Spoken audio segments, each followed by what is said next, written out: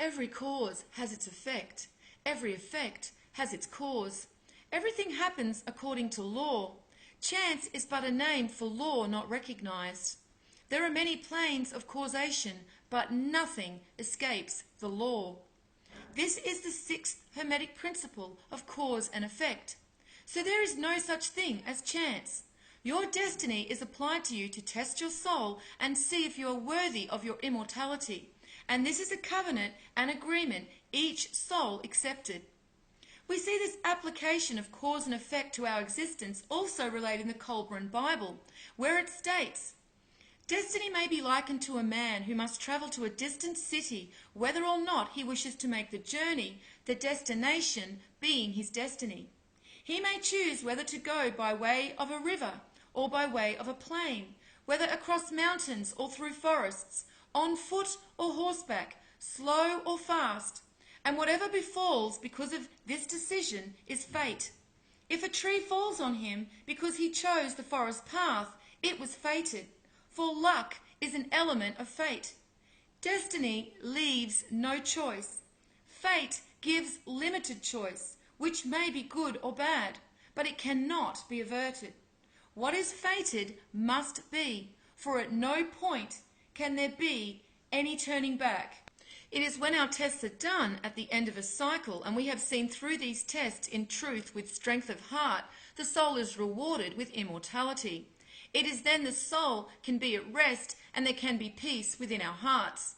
As it says in Psalms 116:7, "Return unto your rest, O my soul, for the Lord has dealt bountifully with you." 116 equals 8, which equates to immortality on the Egyptian number key, and 7 equals the ethereal soul.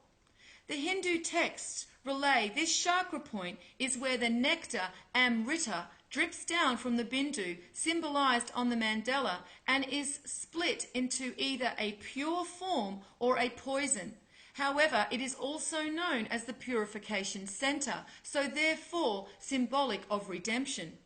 Amrita is a Sanskrit word that literally means immortality and is often referred to in Hindu texts as nectar. The word's earliest occurrence is found in the Rig Veda, where it is also referred to as soma, the drink which bestows immortality upon the gods. The Greeks called this nectar ambrosia, and it carries the same meaning. So we can see this energy point is very important as it determines whether we continue this cycle of the soul and experience immortality and Zep Tepi, or whether we become accustomed to the taste of the poison and experience death and decay. A bindu dot in a mandala or mantra is symbolic for the manifesting point of that chakra. So we see this chakra is very much tied to the immortality of the soul. And it is not only in the mental projection of our will from the third eye chakra, but the expression of it onto the material plane that grants or denies our immortality. This chakra is also associated with the element of ether, and as such shows the connection between the third eye chakra that is situated completely in the ethereal and the heart chakra, which is our energy point that is anchored between the ethereal and physical plane. At the bottom of the card, we see the male and female twin souls are depicted about to take their covenant with the divine. The male soul is on the left, and we can see that he is now wearing on his shirt the flowers that were above his head in the magician card. The female twin soul on the right has the blue and white flowers on her shirt, symbolic for her blue dress and white pillar in the High Priestess card. These pillars are also represented on the Hierophant card and the Justice card, for again, they are symbolic of the veil between the physical and ethereal planes.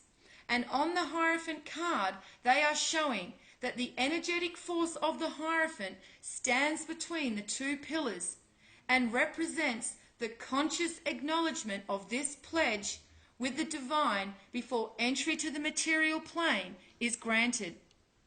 On top of the pillars, we see a flourish on each pole. This is representing the ethereal form of the divine male and female twin souls. They are clearly depicted differently to ensure a distinction between them is made. The Hierophant points his two fingers upwards to indicate both the twin souls are answerable only to the divine. However, the two crossed keys show each soul's destinies are also entwined, and they sit in front of the Hierophant, showing that the covenant with each twin soul is also overseen by God. On each side of the keys, we see a disc divided into 4 parts, equating to 8 pieces. 8 represents their immortal soul and shows that their immortality is bound within their covenant to the divine. So now we have 8 shown on each side of the key, representing the immortal soul of the male and female twin souls. However, if we look on the shoes of the Hierophant, we have our third 8. So now we have the 2 immortal twin souls represented, and the third 8 is symbolic of their immortality being connected to the Hierophant and their covenant. We also see the discs can represent 6, which is symbolic of the physical form, and when we add them together, we again get 12. And let us not forget that the Fibonacci sequence also equates to a 12. As mentioned previously, 12 is symbolic of the divine male and female twin soul before they have reunited back with God consciousness.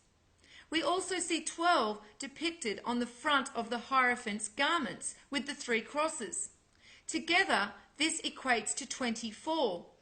If we divide 24 by the Trinity, we get 8 once again. He holds the triple cross, or otherwise known as the papal cross. The 3 bars of the cross represent the Trinity of the divine and the male and female twin soul. We see the Hierophant holds this cross in his hand, symbolic for the covenant he holds between them all. His crown with 18 spikes is depicting that it is through this covenant they will reach the reunification with the divine and transform into the divine number of 9. And finally, we see again in this verse 2 Corinthians 5:10, it states, "For we must all appear before the judgment seat of Christ, that everyone may be recompensed for things done in his body, according to what he has done, whether it be good or bad." We can see the covenant represented in this verse by the number 5, and again the infinite cycle of the twin souls and their covenants are represented in the number 10. So now we understand the Hierophant, and that he is not a religious figure, but instead is symbolic of our own individual soul agreements with the divine. So now the divine twin souls have agreed to uphold their covenant with the divine upon being manifest onto the physical plane. In the next video, we will look at the number 6 card, the Lovers.